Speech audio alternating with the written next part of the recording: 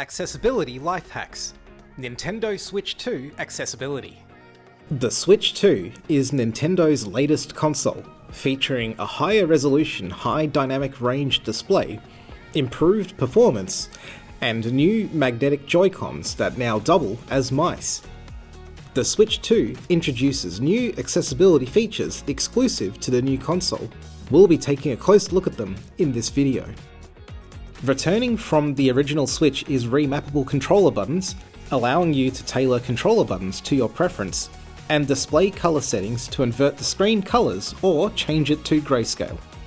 You can now use the new mouse feature of both Joy-Cons to navigate the system using a cursor, play compatible games, and future titles such as wheelchair basketball game Drag X Drive will use this feature to simulate the use of a wheelchair. The Switch 2 has an all-new screen reader built into the system software, aiding users in navigating around the Switch 2's home screen. Nintendo Switch 2 Welcome Tour. It works in a very similar way to the one found on a smartphone.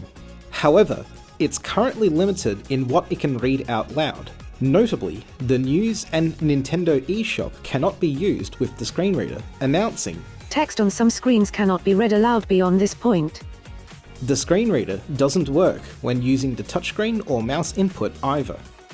The new Game Chat feature can translate chat from other players to on-screen text for deaf or hard-of-hearing gamers, and can turn your text chat into speech.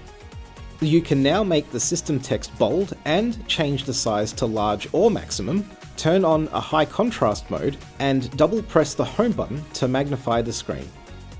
Testing launch titles Mario Kart World and Welcome Tour, these games do not take advantage of these accessibility features, so it is currently up to the game developers to include these options.